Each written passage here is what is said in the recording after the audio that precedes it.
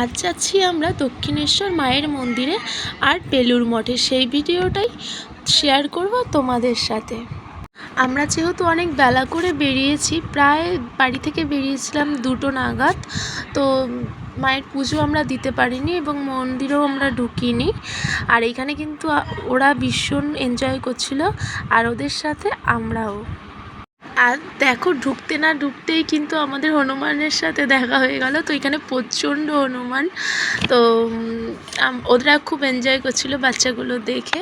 আর ওরা তো সারাক্ষণ খেলাধুলো এই সেই করেই যাচ্ছিলো। আর আমরা বোনের যেহেতু ফার্স্ট টাইম এখানে আসা, তো ওদের হচ্ছে একটু ঘোরাচ্ছিলাম, তারপর একটু হালকা কিছু টিফিন খেয়ে এখন গঙ্গার সাইডে এসে একটু ঘোরাঘুরি করছিলাম। আর এখন যাচ্ছি বেলুড় মঠের উদ্দেশ্যে।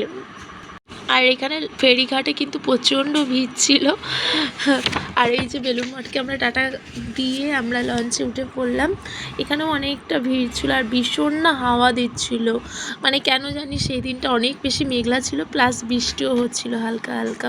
সকাল দিকে ছিল না, কিন্তু পরে আমরা যাওয়ার পর একটু হয়েছিল। তো আমরা এখানে ম্যাপে দেখে নিচ্ছিলাম, তো বোনকেই দেখাচ্ছিলাম, যেহেতু আমার ঘোড়া আছে আমার জন্য নয়, বোনকে একটু দেখাচ্ছিলাম এসব। আর এই যে বেলুড় মঠে চলে এসেছি আমরা, এখানে মন্দিরগুলো ঢুকছি, ভিডিও করছিলাম, রিলস করছিলাম, সবাই মিলে ফটো তুলছিলাম, তো এইসবই করছিলাম আর কি।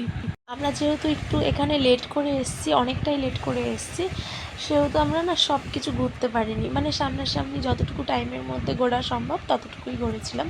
আর ওদের দেখবো না আমরা নিজেরা ঘুরবো, যাই হোক ওদের পিছনেই অনেক ব্যস্ত ছিলাম। আর এখানে দেখো অনেক টিয়া পাখি ছিল, আর এখানে আমরা এই যে ফটো তুলছিলাম। এখানে তো আমাকে ফটো বারবার করে বলছি তুলে দাও তুলে দাও, যাই হোক ও ঠিকঠাক তুলতে পারছে না, বারবার ক্লিপগুলো নেওয়াচ্ছে। আর এই যে চলে আসলাম বেলুড় মঠে, আর এখন প্রায় সন্ধে হয়ে গেছে, এই যে সন্ধে আরতি শুরু হয়ে গেছে।